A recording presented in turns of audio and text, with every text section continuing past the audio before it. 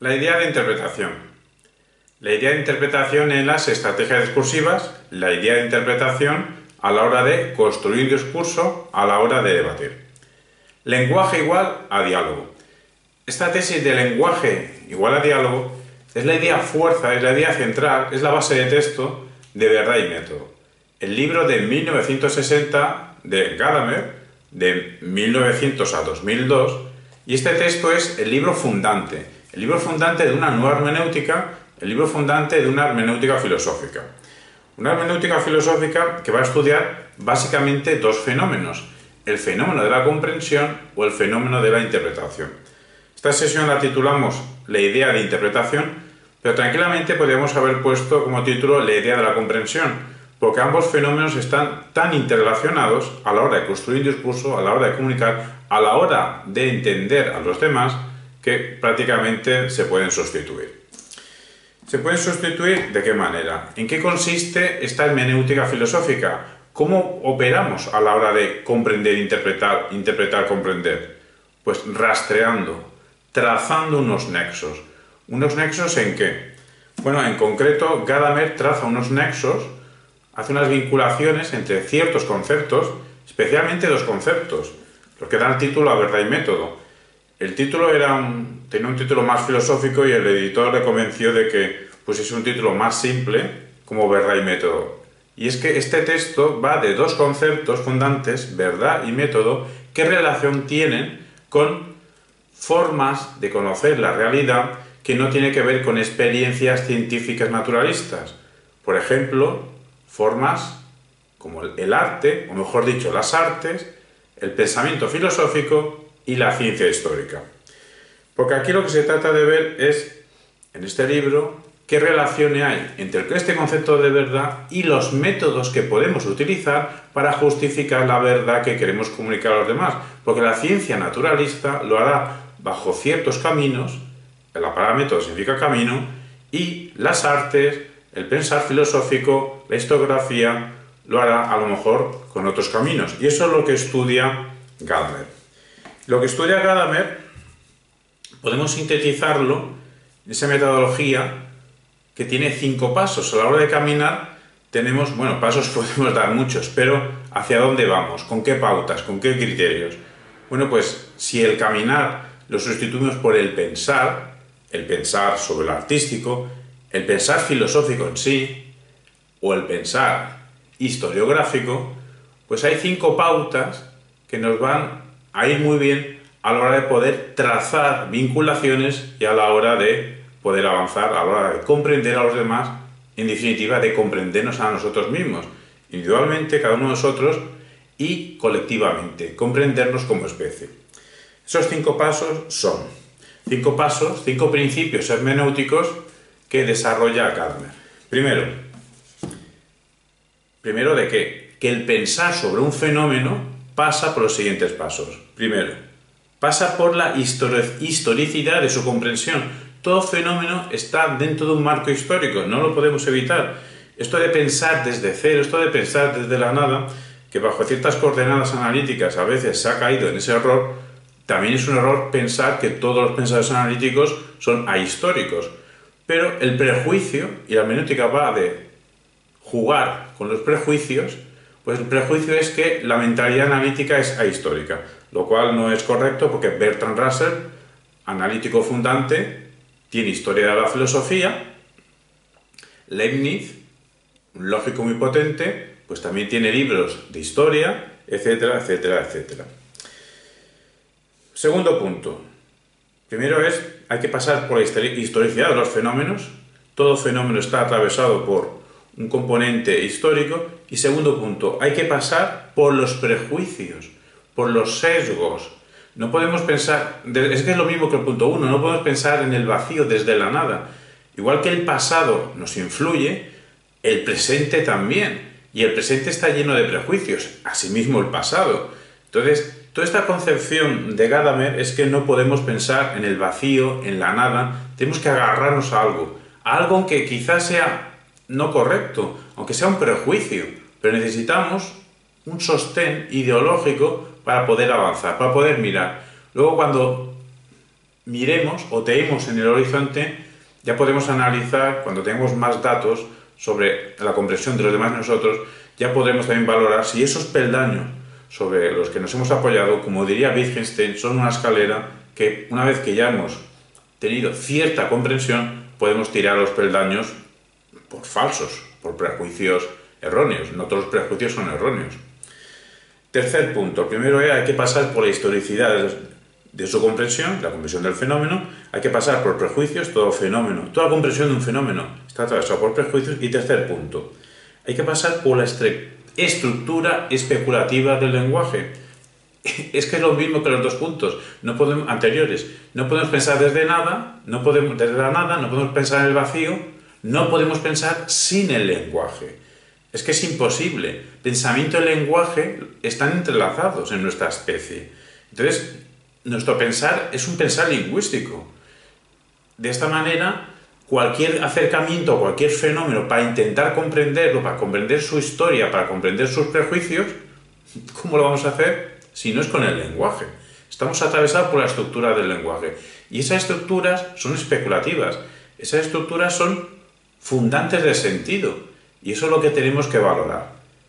El pasado, el presente y lo que siempre... El presente que son los prejuicios, el pasado también hay prejuicios, y lo que siempre está que es lo lingüístico.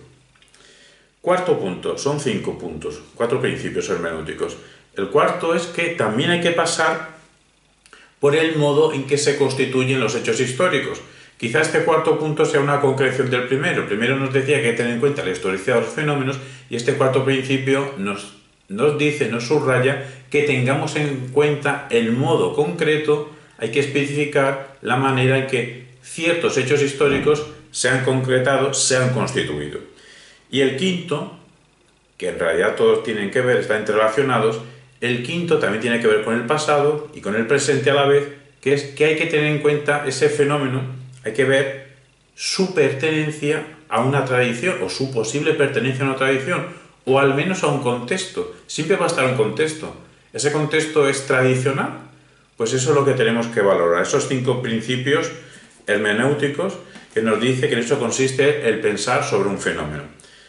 Pues bien, sobre Gadamer no vamos a ampliar mucho más esta información y recordar siempre la tesis principal de Gadamer, de su hermenéutica filosófica o filosofía hermenéutica, que lenguaje iguala diálogo. Pues todo esto lo vamos a trasladar, lo vamos a deslizar hacia el mundo de la construcción de discursos, hacia el mundo del debatir. Entonces podemos decir que también podemos trasladar estos 5 principios hermenéuticos a 5 principios hermenéuticos en el mundo del debate. Y sería lo siguiente. Podemos formular la siguiente proposición.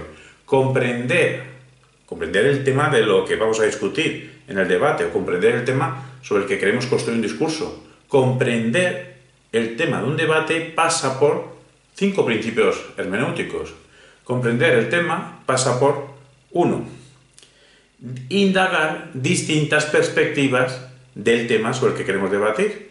No quedarnos con el primer prejuicio, no quedarnos con la primera comprensión, no quedarnos con la primera idea que nos venga a la mente sobre un problema. Hay que indagar qué distintas perspectivas ha tenido y tiene dicho fenómeno sobre el que vamos a debatir.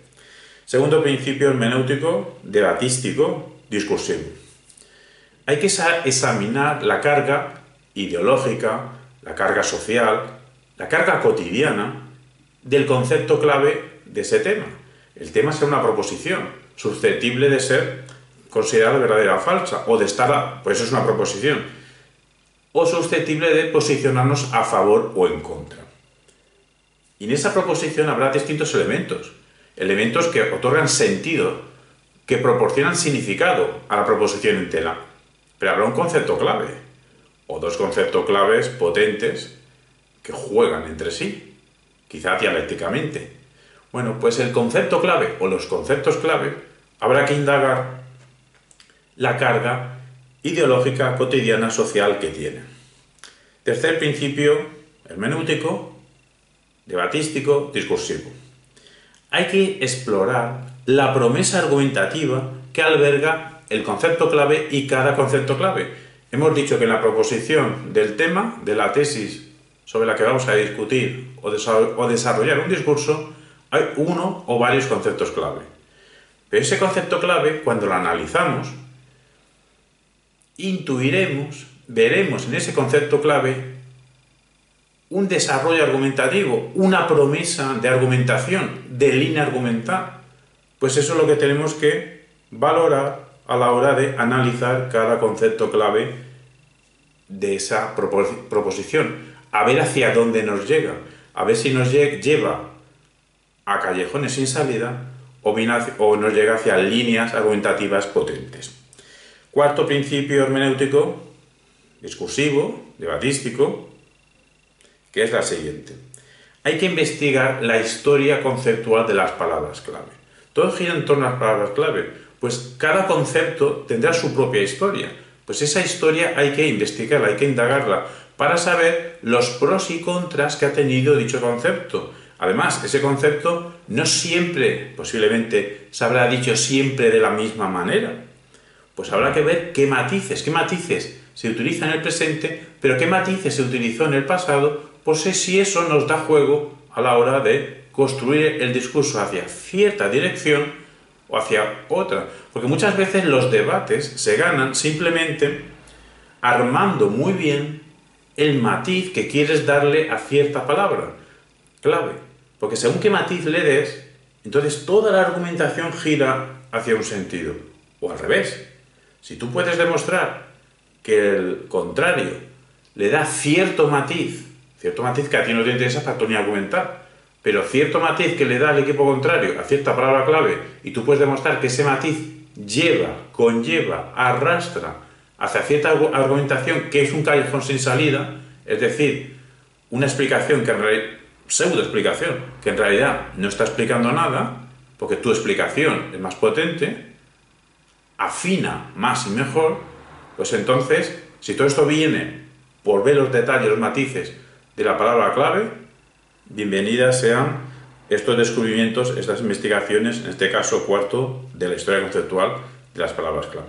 Y quinto, es descubrir en qué sentido eso que la pregunta del debate pertenezca a cierta tradición, o al menos pertenezca a cierto contexto, eso seguro que de alguna manera, consciente o no tan conscientemente, va a influir en los evaluadores, va a influir en los jueces si se trata de un torneo de debate, o va a influir en los espectadores, en las personas que van a votar, en las personas que te tienen que leer, en las personas que te tienen que comprar tu comunicación. Al fin y al cabo, si por utilizar ciertas palabras que pertenecen a cierta tradición, ya el espectador, el lector, el escuchante, por simple oír cierta palabra, la asocia a cierto contexto y ya tiene cierta argumentación, cierto marco argumentativo en su cabeza.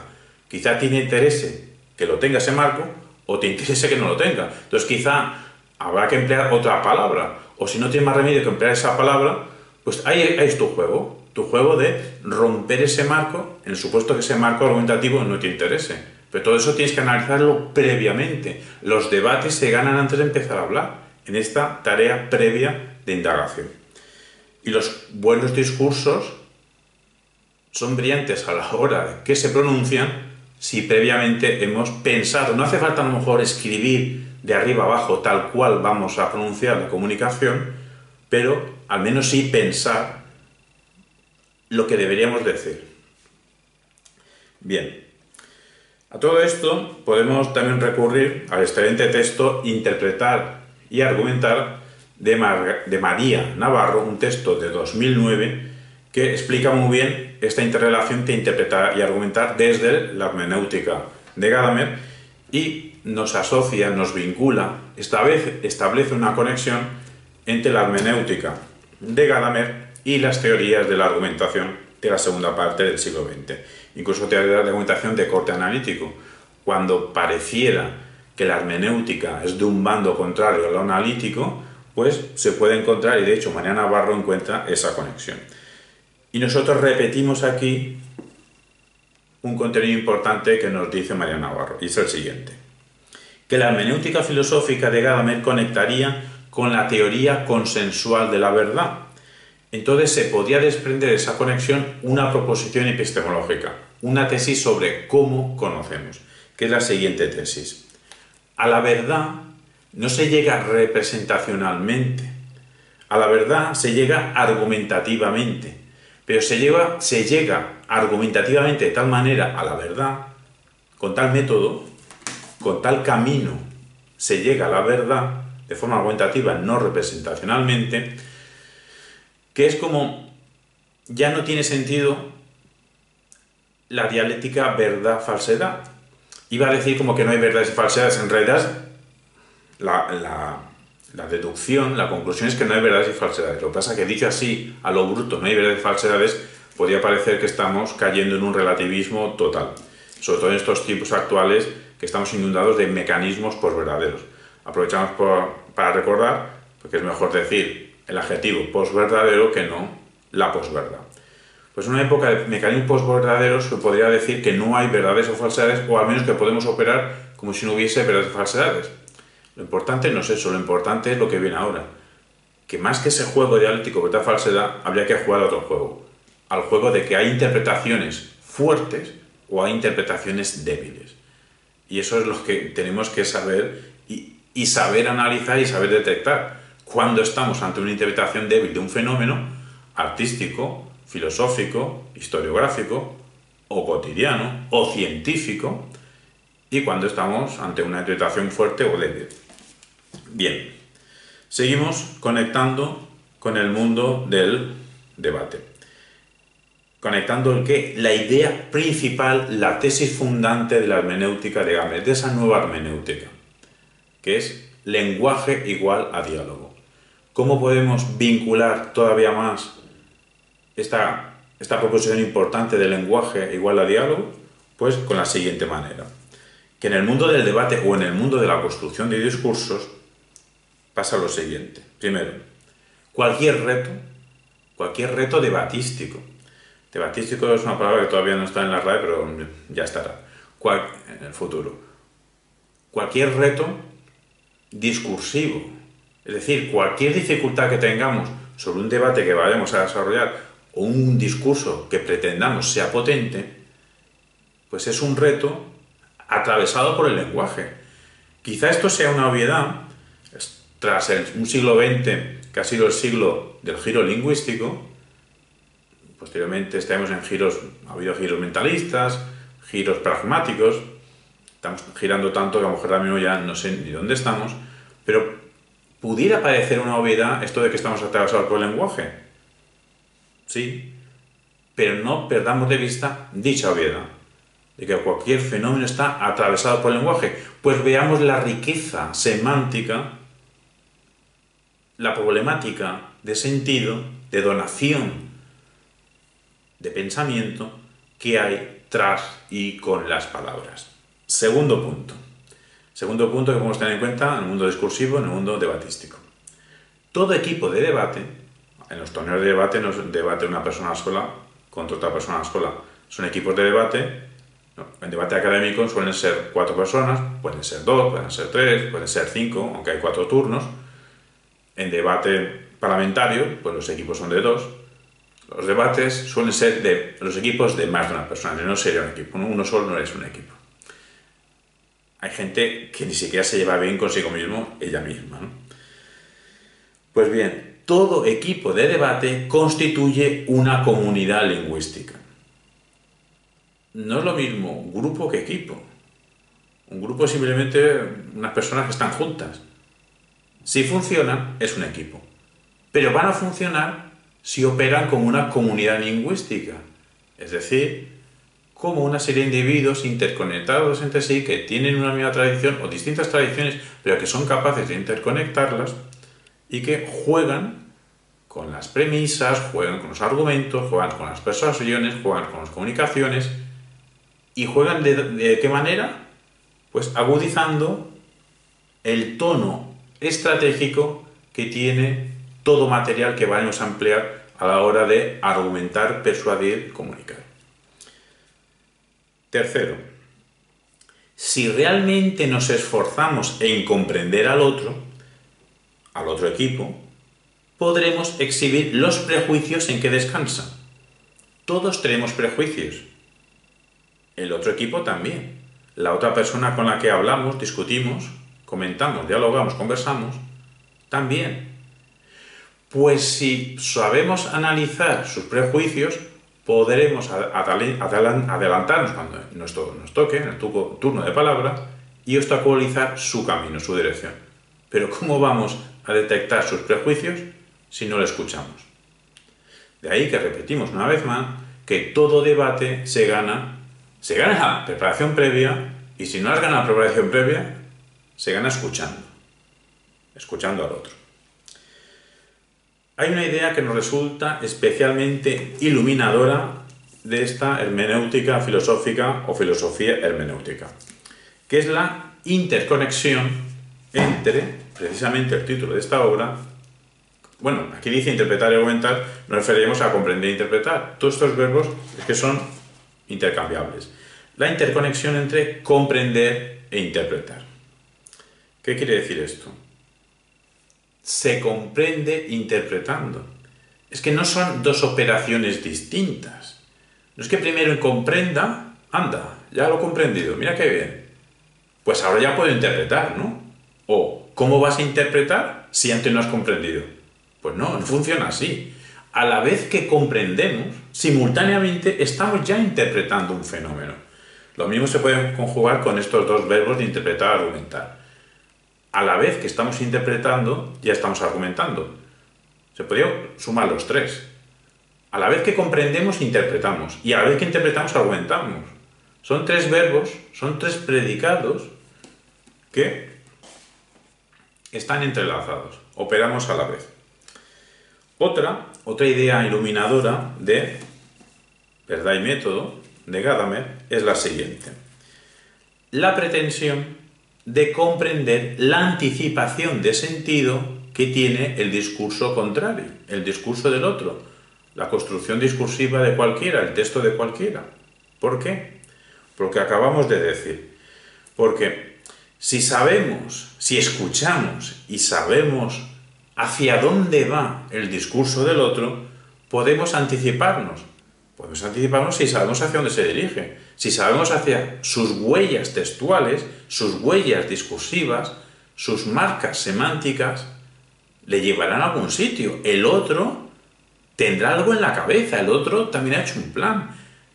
No todos los planes los podemos cumplir, pero eso es la vida, el ir planificando y sobre la marcha ir cambiando.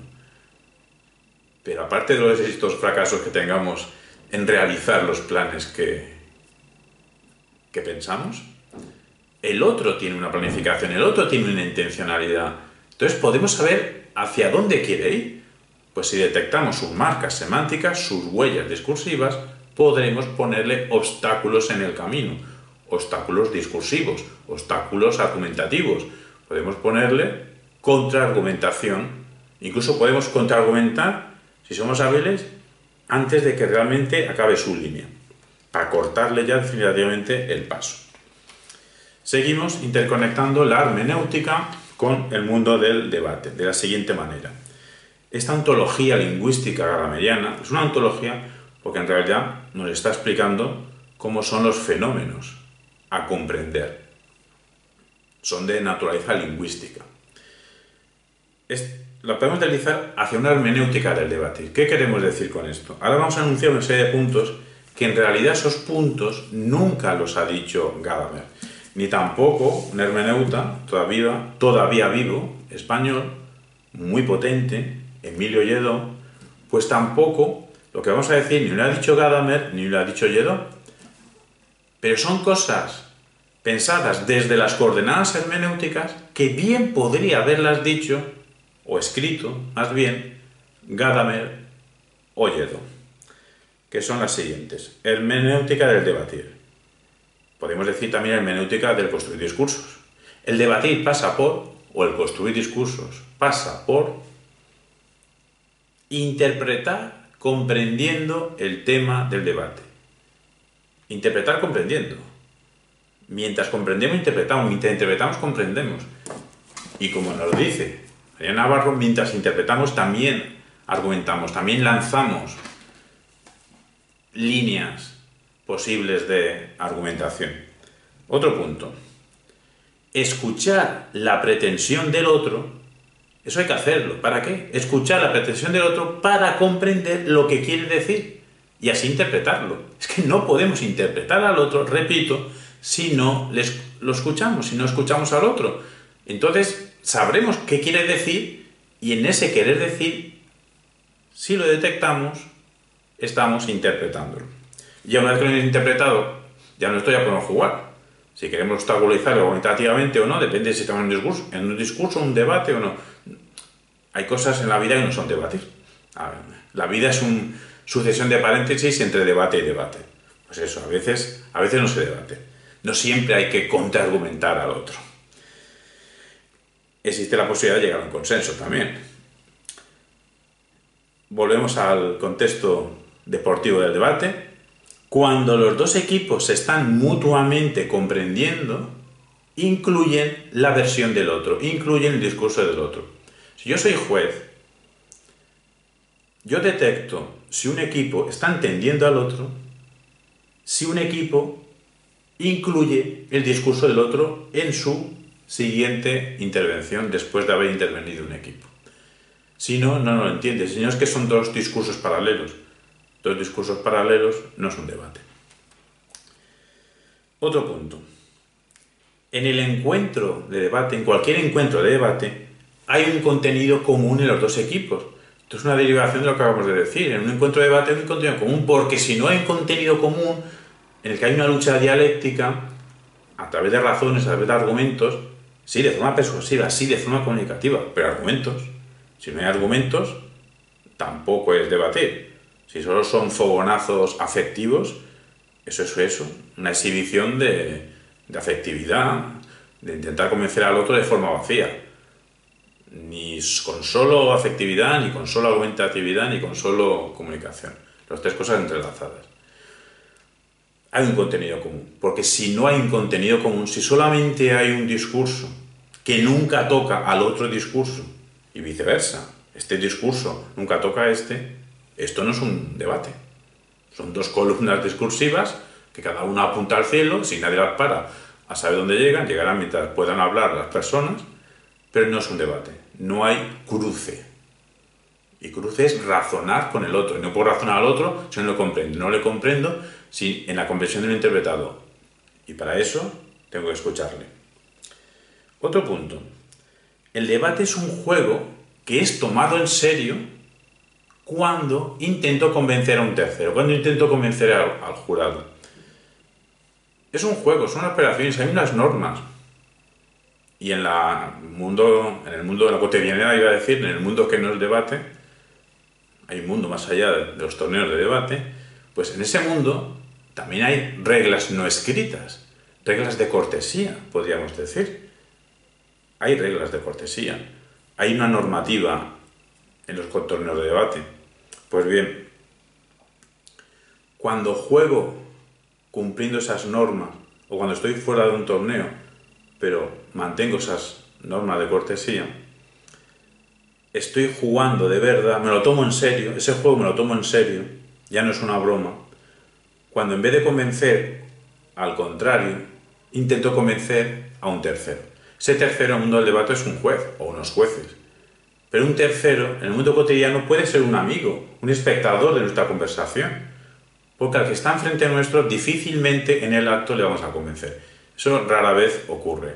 Al otro nunca le vamos a convencer, y mucho menos si está preparado. Bueno, si no está preparado y es dogmático, tampoco le vamos a convencer nunca. Al de enfrente es muy difícil. Pero a quien tenemos que convencer es a ese tercero, a ese intérprete evaluador, a ese transductor. Continuamos. Otro punto es, en este juego, estamos diciendo, en este juego dialéctico del debate, existen diversos procedimientos. Procedimientos hay muchos, los que voy a nombrar ahora es que salen en Verdad y Método. Pues procedimientos tales como cuestionar de forma sintáctica, pues cuestiones que no son estrictamente interrogativas, pero con alteraciones sintácticas lo parecen. Lo que viene a ser preguntas retóricas. Podemos recurrir a afectos, a afectividad, lo que lo he dicho antes, podemos recurrir. El problema no es solo recurrir a bombas emocionales, sentimentales. Pero claro que podemos recurrir y debemos recurrir a estados afectivos. Igual que debemos recurrir a probabilidad, utilizar las estadísticas, las probabilidades, los discursos persuasivos, nos repetimos, debemos utilizar mecanismos persuasivos. El problema es solo utilizar mecanismos persuasivos. Nuestro discurso será persuasivamente vacío. Y debemos utilizar, o podemos utilizar, líneas argumentales, estructuras argumentativas de tono jurídico, o argumentaciones ya utilizadas en el mundo jurídico, y lo mismo con el mundo político, argumentaciones de tono político, o ya utilizadas, líneas argumentativas que ya se han utilizado en el mundo político. Y a su vez, análisis lógicos, o sea, argumentación pura y dura, iba a decir. Aquí la pureza argumentativa tampoco existe. Pero los análisis lógicos también es otro material que podemos utilizar. ¿Y qué queremos decir nosotros con todos estos mecanismos, estos procedimientos que podemos utilizar a la hora de comunicarnos con el otro? En realidad, si estos mecanismos que nombra Gadamer, si los utilizamos, ¿qué estamos haciendo? Reivindicando la retórica. Bueno, la reivindicación puede ser consciente, realmente consciente, o sin darse cuenta uno, si utiliza estos procedimientos, quizá tú no lo sabrás, pero estás actuando de forma retórica. Retórica en el buen sentido de la palabra, porque la palabra retórica ha tenido un mal uso cuando utilizamos solo el mecanismo persuasivo, como he dicho antes. Eso se llama hacer retórica. No, eso es no saber pensar. La retórica es entrelazar estrategias argumentativas, persuasivas y comunicativas. Pues bien, esa reivindicación de la retórica se puede hacer de cierta manera, pensando que la retórica tiene una invitación a una racionalidad. La racionalidad no está solamente en el mundo de la teoría pura y dura matemática, solamente en el mundo de las demostraciones. Esa retórica que al menos nosotros reivindicamos, nosotros reivindicamos en las coordenadas gadamerianas. Esta sesión de hoy está dicha bajo una voz hermenéutica filosófica. Nos hemos puesto el chip hermenéutico filosófico, pues se puede reivindicar la racionalidad como una herramienta tan o más poderosa, al menos socialmente, que las demostraciones lógicas del positivismo científico. La retórica puede presentar una racionalidad más poderosa que al menos socialmente, que las demostraciones en el ámbito lógico del positivismo científico. Otro punto.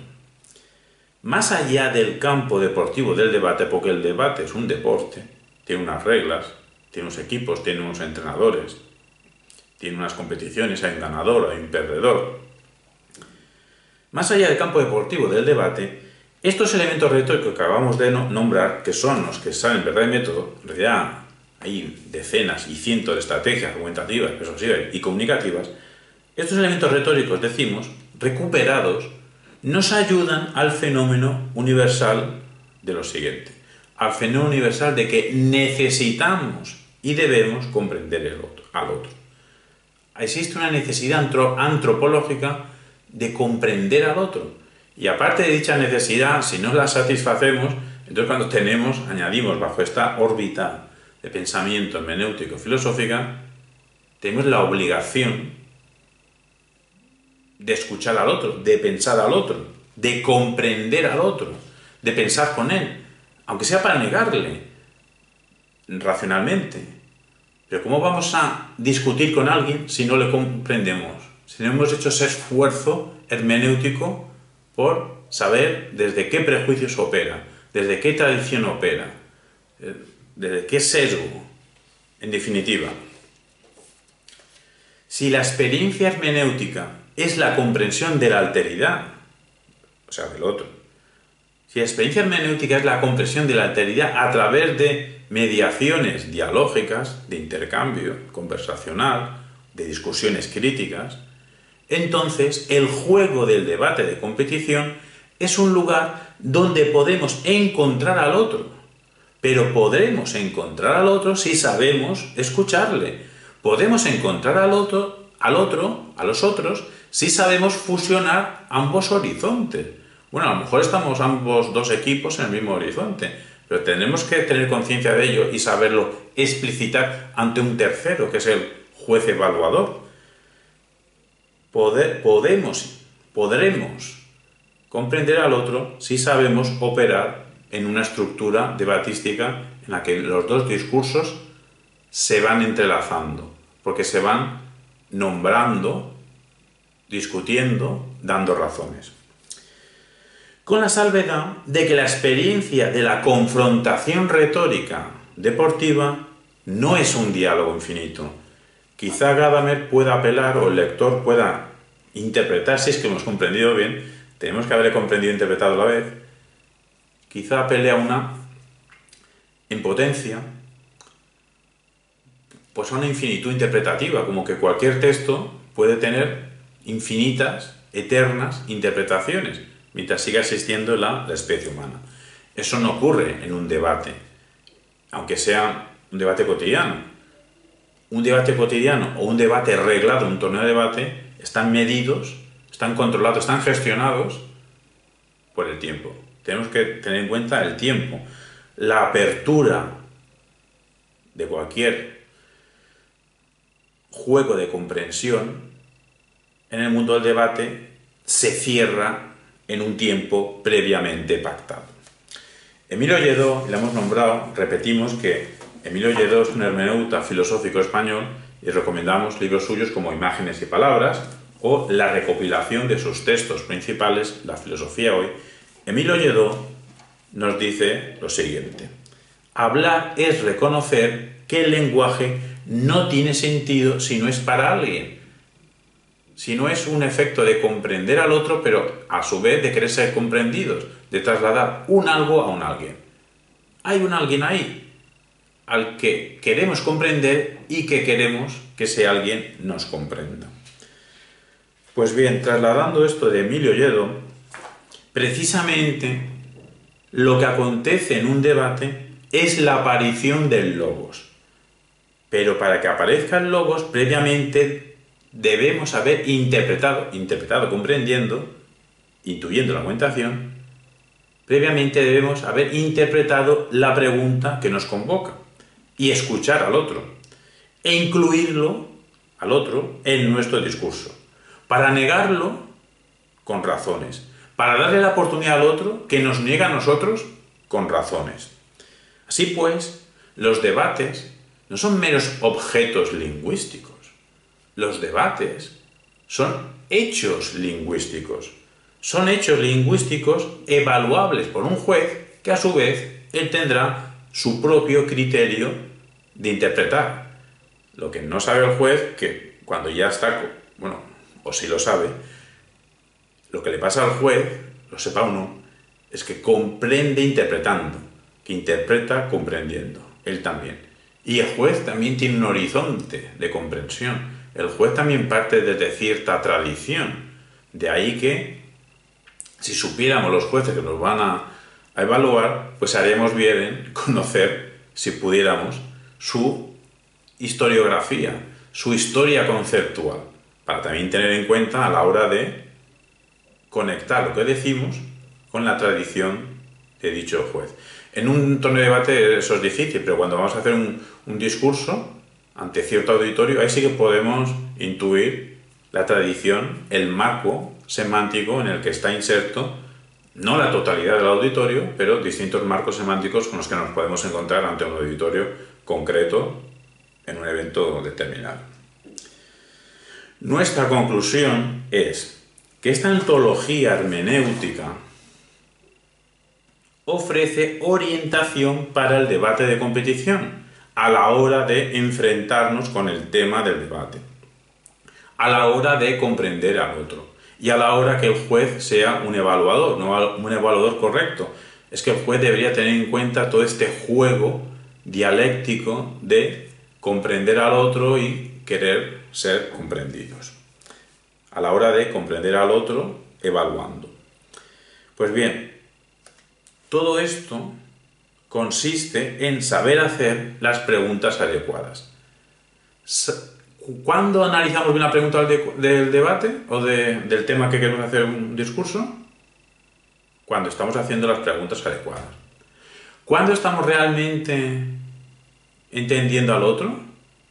Cuando le hacemos las preguntas adecuadas. De ahí que si hacemos una pregunta inadecuada, una pregunta que no viene a cuento, quizá lo hagamos para hacer quedar mal al contrincante. Y podemos hacerle quedar mal en el sentido, bueno, hacer quedar mal no, de que no se va a contestar. Pero que no se va a contestar algo que no viene a cuento, ¿quién está quedando mal? ¿El que no sabe contestar o el que pregunta? Si comprendemos al otro, le estamos haciendo preguntas que vienen a cuento. Y a su vez, el juez evaluador tiene que hacerse a sí mismo preguntas que vengan a cuento de lo que está pasando ante sus orejas y ante sus ojos.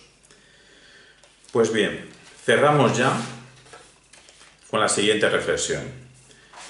Aquello de Gadamer, de que el lenguaje es un diálogo, aquello del lenguaje como diálogo, lo transformamos nosotros en la realidad como debate.